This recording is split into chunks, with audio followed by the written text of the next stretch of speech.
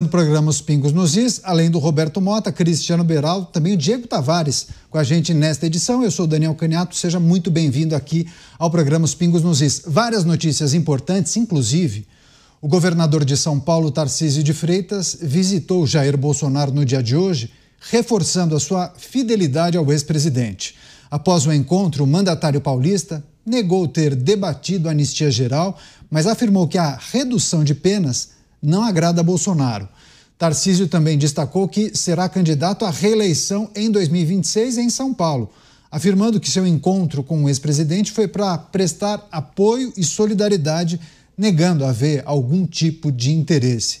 Chamar os nossos comentaristas para analisar essa visita de Tarcísio de Freitas a Jair Bolsonaro. Aproveitar que o Cristiano Beraldo já se hidratou e já antecipando minha saudação ao Diego Tavares, que está em tela também. Beraldo, seja bem-vindo, ótima noite a você. As frequentes visitas de Tarcísio de Freitas a Jair Bolsonaro, criador e criatura, em pauta, naturalmente, o projeto que possivelmente será colocado em pauta, né? Ou da anistia ou da dosimetria, estratégias para as eleições de 2026, candidaturas, passagem de bastão, será?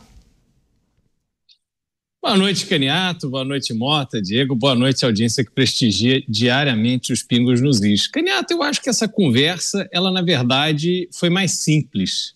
Essa conversa deve ter versado em torno de uma dinâmica que tem sido comum agora, em que o ex-presidente Jair Bolsonaro ele conversa com os seus interlocutores políticos, aqueles que são efetivos players nessa disputa das eleições do ano que vem, pessoas que são experientes, que conhecem a dinâmica eleitoral e que combinam com ele determinados movimentos, têm dele determinadas sinalizações e, quando saem dali, manifestam no sentido dessas sinalizações que foram combinadas, e aí vem a tropa de elite, os filhos, Carlos, Flávio e, sobretudo, Eduardo Bolsonaro, e metralham absolutamente todo mundo, tornando impossível qualquer tipo de articulação concreta para ter o envolvimento do ex-presidente Jair Bolsonaro numa candidatura que reúna esses partidos do Centrão. Veja, é importante a gente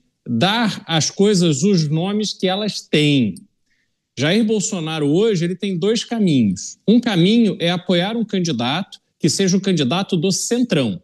É o candidato que vai vir apoiado pelo Republicanos, pelo Progressistas, pelo União Brasil, eventualmente até pelo PSD, e o PL viria junto nesse conjunto. PL, lembremos sempre, PL que era o partido que foi vice-presidente de Lula e que agora é um neodireitista a partir da filiação de Jair Bolsonaro. Esses partidos, eles não têm compromisso ideológico, eles têm compromisso com eles próprios no sentido de fazer a maior bancada possível na Câmara dos Deputados, porque quanto mais deputados um partido possui, mais dinheiro ele tem acesso tanto do fundo eleitoral quanto do fundo partidário. Essa é a dinâmica nua e crua, Brasil de verdade, não há o que se discutir sobre ela. Nessa configuração, a candidatura seria muito forte.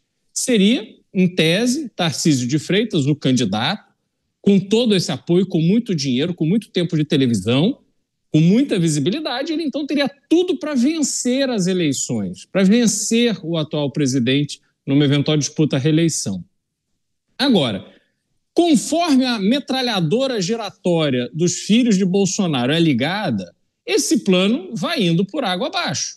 E aí vai restar aos partidos do centro simplesmente adotarem a estratégia que eles julgarem ser mais conveniente para que eles elejam seus deputados. Provavelmente o Gilberto Kassab, do PSD, vai lançar o Eduardo Leite ou talvez o Ratinho Júnior, talvez o Progressistas e União Brasil, do jeito que está, com Davi Alcolumbre tendo tanto protagonismo e tanto poder, talvez até embarquem na candidatura à reeleição do presidente Lula. Então, isso tudo se muda. E aí restará a Jair Bolsonaro lançar, talvez, Michele Bolsonaro. Ele tem lá os seus filhos, então, Carlos e Eduardo eleitos para cargos na esfera federal, e Michele Bolsonaro seria a legítima representante de Jair Bolsonaro nas eleições, para disputar com Ratinho Júnior, para disputar com Lula, para disputar talvez com mais um ou dois candidatos. Agora, será que essa é a configuração que dará mais sucesso a Jair Bolsonaro? Essa é a pergunta que tem que ser feita. Porque eu não consigo entender claramente se a estratégia é vencer politicamente, fortalecer politicamente, para que este grupo tenha, junto ao próximo presidente, uma força que garanta algum tipo de perdão, de graça, de indulto, de anistia, ou se eles querem ter a vitória de pirro de dizer que são independentes e que eles estão ali fazendo as coisas por conta própria. É difícil definir qual é a estratégia nesse momento.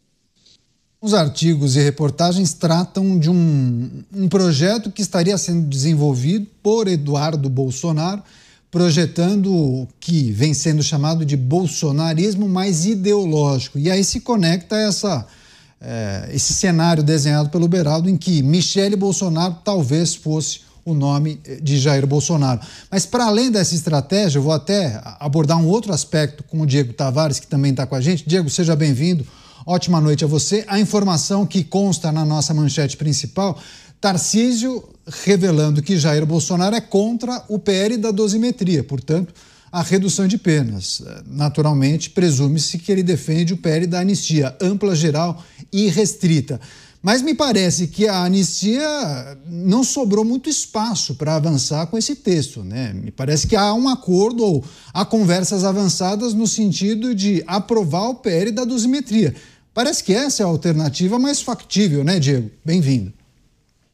Exatamente, Caniato. Muito obrigado. Boa noite a você, boa noite ao Mota, ao Beraldo e a todos que nos acompanham nessa noite aqui nos Pingos nos Is. O projeto da anistia, você disse muito bem, está enterrado, já foi sepultado. Se restava alguma esperança em relação a esse projeto de lei, acredito eu que Donald Trump, com os elogios que rasgou a Lula na Assembleia Geral na ONU, muito embora esses elogios tenham sido elogios estratégicos, oportunistas, para atrair Lula para um linchamento público diante de toda a imprensa mundial, não deixaram de ser elogios e com isso deu uma certa flexibilidade para que os atores no Congresso Nacional deixassem para lá a anistia e retomassem de fato esse projeto de lei, que é o projeto mais palatável a todos os atores políticos envolvidos, tanto o Supremo Tribunal Federal quanto algumas alas da esquerda do próprio Partido dos Trabalhadores, que topariam em prol de um acordo que pacificasse o país visando as eleições de 2026, reduzir as penas dos presos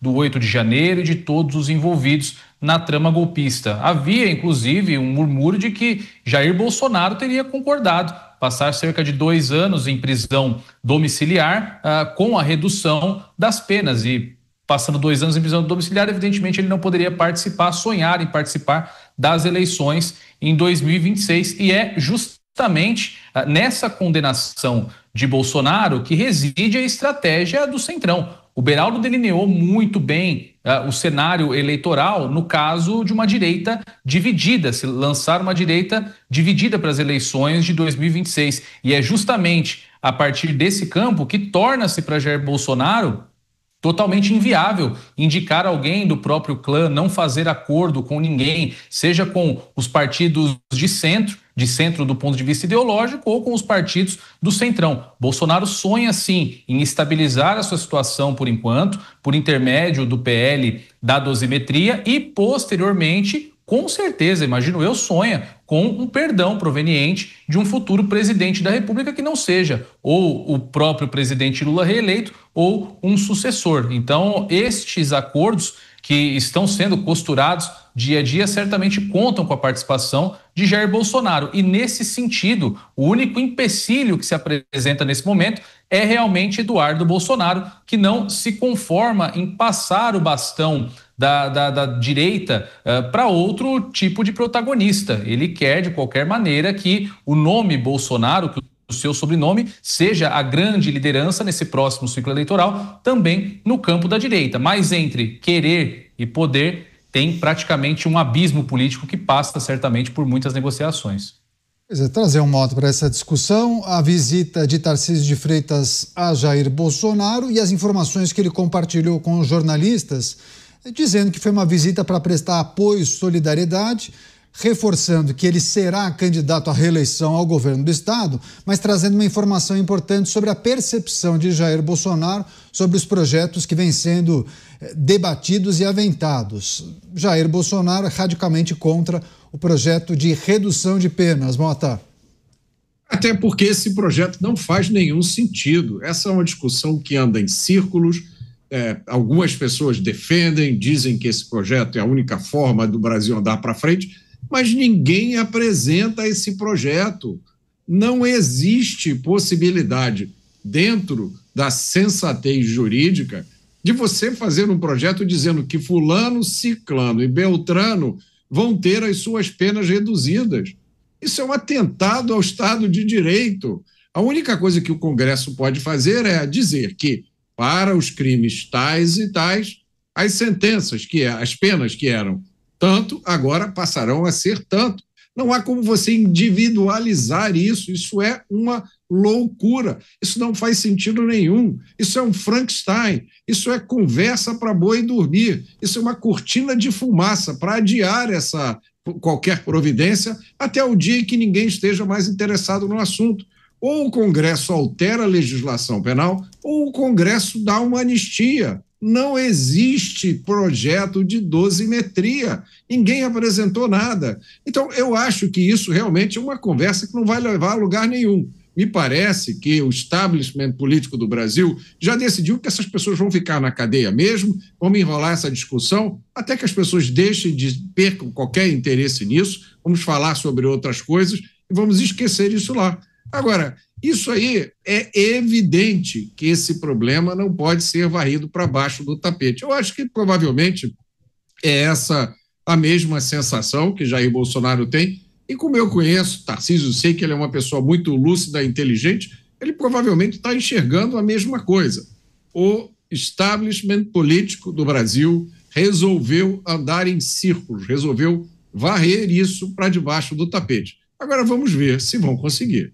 Pois é, mas esse establishment, talvez ele não pressione justamente Jair Bolsonaro, Beraldo, a tomar a decisão nas próximas semanas, talvez nos próximos meses, para transferir o seu capital, talvez, para o favorito desse grupo. Muitos indicam, bom, o favorito é Tarcísio de Freitas, que ainda que reforce o discurso, não, sou candidato à reeleição ao Estado de São Paulo, se chegar aos 30 do segundo tempo e a grande massa do Centrão disser, olha, você é o cara, é pegar ou largar, muitos apostam que ele toparia o desafio. E aí uma informação adicional, o agora ex-presidente da Suprema Corte concedeu uma entrevista no fim de semana dizendo que concorda com 2 crimes contarem como um só no julgamento que acontece na Suprema Corte. Só para trazer a informação sobre o tal acordo ou a tal percepção sobre o PL da dosimetria. Parece que o establishment político entende que é uma saída viável, factível. Né, Beraldo? Só estou fazendo esse preâmbulo um pouco maior do que o normal para receber as pessoas que nos acompanham pelas emissoras de rádio. Eles vão acompanhar na íntegra a avaliação do Cristiano Beraldo. Sejam todos bem-vindos. Agora o comentário do Cristiano Beraldo sobre o dilema de Tarcísio de Freitas e a maneira como as peças estão dispostas no tabuleiro. Você, Beraldo, que poderemos acompanhar nas próximas semanas ou meses? Renato, a gente precisa considerar que o establishment político vem tentando há meses conseguir definir esse cenário para o ano que vem. Por quê? Para Jair Bolsonaro, o mais importante é justamente a candidatura a presidente. Mas esses conglomerados políticos, que são os partidos, eles não operam com ideologia. Eles não estão ali dependendo do apoio a Jair Bolsonaro, a um candidato, porque ideologicamente eles se identificam. Não é isso. Esses partidos operam com o pragmatismo de quem faz cálculo. Eles estão com a calculadora na mão. Qual é o melhor caminho para eu eleger o maior número de deputados federais? Não é nem senador, governador, nada disso. Deputados federais. É isso que importa para os partidos políticos, porque é isso que define quanto de dinheiro público vai jorrar para as contas desses partidos. Pois bem, se nós observarmos o trabalho feito pelo próprio Ciro Nogueira, que conversou conosco aqui no final da semana passada, que vem trabalhando, eu diria, há alguns anos já, numa candidatura que seja uma candidatura de consenso, apoiada por Jair Bolsonaro, endossada por Jair Bolsonaro, mas também sustentada até financeiramente por essa reunião de partidos de centro, esse esforço vem sendo sistematicamente minado pelos filhos de Jair Bolsonaro. Veja, se Jair Bolsonaro não tivesse interesse nesse acordo, o que ele teria dito a Ciro Nogueira, que foi o seu ministro da Casa Civil há muito tempo? Falava: Ciro, não volte mais aqui, porque este assunto não será resolvido dessa maneira. Não fale mais disso porque não te compete. O meu candidato eu vou definir quando eu e meus filhos resolvermos que é a hora. Ponto, acabou. Pragmático que é, experiente que é, o senador Ciro Nogueira ia cuidar da vida dele, dos melhores interesses do partido que ele preside. Agora, esses partidos, Canhoto, diferente desse presidente Jair Bolsonaro, eles precisam definir as chapas para governador, eles precisam definir quem serão os candidatos ao Senado, eles precisam definir, inclusive, quem será, caso Jair Bolsonaro não indique um candidato, quem será o candidato que eles poderão apoiar. Essa federação entre progressistas e União Brasil corre um sério risco hoje de desembarcar de Jair Bolsonaro e com o atual presidente Lula para uma campanha à reeleição. Essa é a complexidade do que nós estamos vendo e qual é o risco que Jair Bolsonaro corre. O que me parece, a minha impressão, Canhoto, é que Eduardo Bolsonaro precisa manter essa expectativa de uma candidatura de Jair Bolsonaro para que a história nos Estados Unidos tenha uma repercussão, um senso de urgência maior. Então, olha, vocês precisam ficar atentos à lei Magnitsky, às sanções, suspensão de visto e tal, porque disso é que depende uma candidatura de Jair Bolsonaro. Mas me desculpem, eu não vejo nenhuma hipótese dessa candidatura de Jair Bolsonaro acontecer. Pode aplicar a lei Magnitsky em 215 milhões de brasileiros. Não vai acontecer, porque não há instrumentos que façam a justiça brasileira simplesmente ceder a esta pressão e dizer: não, tudo bem, Jair Bolsonaro, você pode ser candidato porque a gente está com medo, nós não queremos confusão, nós estamos com medo do Trump. Por favor, isso seria até uma covardia do ponto de vista do Brasil, do papel do Brasil, apesar de olharmos para essa justiça e termos que tapar o nariz para falar dela hoje em dia, nós estaríamos num ponto de humilhação absolutamente incompatível para um país do tamanho do Brasil. Então, não faz sentido essa estratégia. Jair Bolsonaro não vai participar das eleições. Isso vai acontecer e vai continuar tendo eleição. Alguém será eleito, alguém vai assumir a presidência da República e aí ficará o quê? Restará esse discurso de que as eleições não foram legítimas porque não tiveram Jair Bolsonaro, e o tempo vai passar e as coisas vão acontecer e o Brasil vai andar e a gente poderá correr o risco de estar de novo vendo mais um governo do presidente Lula ou eventualmente de outro nome que ele indicar. Então o risco que nós estamos correndo é muito maior do que esta vitória de pirro que possa haver com essa bateção de pé e a carinha feia dizendo que não, se não tiver Jair Bolsonaro na eleição, não tem eleição limpa. Desculpa, mas a realidade não é essa. Agora, Diego, muitos fazem a seguinte leitura: o que liga Jair Bolsonaro ao Centrão é Tarcísio de Freitas. Se Jair Bolsonaro der o aval para Tarcísio ser candidato, todos, direita e Centrão, dariam as mãos e seguiriam juntos para 2026. Agora, se Jair Bolsonaro não der o aval para Tarcísio, Tarcísio não vai descumprir o acordo ou trair Jair Bolsonaro e ser candidato sem a anuência dele. Aí ele seguiria candidato à reeleição e esse processo abriria caminho para o Centrão lançar os seus candidatos, cada partido, as coligações, e Jair Bolsonaro e o PL poderiam escolher um nome, né? Michele, Eduardo, sei lá, algum nome escolhido pelo grupo. Qual lhe parece o caminho mais adequado ou provável diante das peças como estão no tabuleiro nesse momento? Canhoto, eu vejo que, de fato, Tarcísio de Freitas é o único sol em torno do qual todo o Centrão topa orbitar. Inclusive, isso amparado por declarações públicas.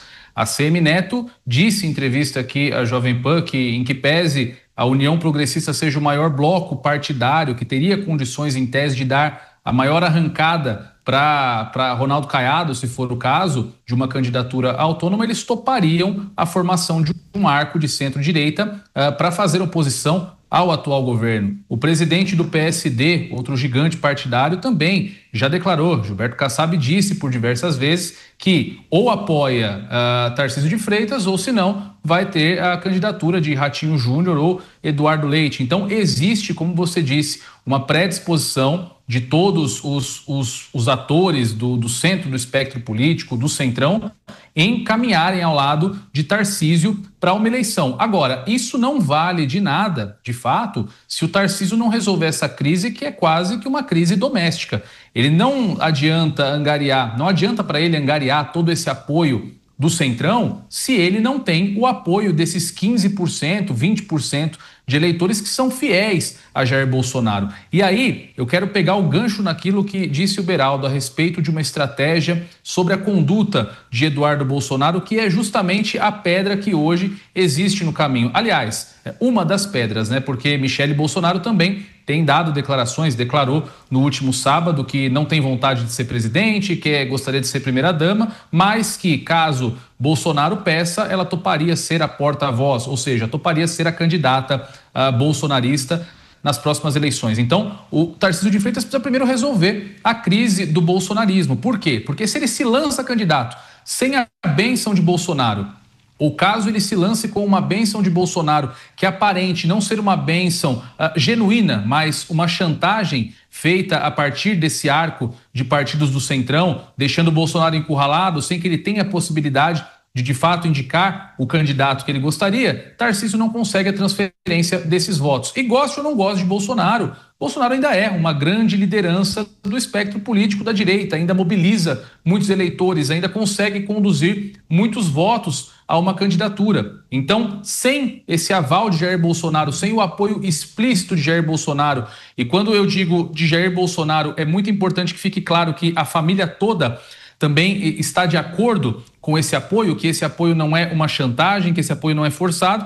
Sem isso, dificilmente a candidatura de Tarcísio de Freitas tem a possibilidade de prosperar. E com isso, levando em conta o background de Tarcísio de Freitas, que tem uma eleição relativamente tranquila aqui no estado de São Paulo, eu quero frisar aqui o relativamente, porque não existe eleição tranquila, toda eleição tem um elemento surpresa, tem uma possibilidade de algo acontecer, e aqui eu deixo bem claro, existe uma pressão também sobre Tarcísio de Freitas por parte do mercado financeiro, que poderia muito bem, diante de uma recusa de Tarcísio se lançar à presidência, emprestar o seu poder a outro candidato, a exemplo do vice-presidente da República, Geraldo Alckmin, que também tem pontuado bem nas pesquisas. Então isso pode dificultar a vida de Tarcísio, inclusive aqui no estado de São Paulo. Mas em condições normais de temperatura e pressão, Tarcísio de Freitas fica aqui no estado de São Paulo, caso se apresente uma dificuldade maior no campo para as eleições presidenciais ano que vem.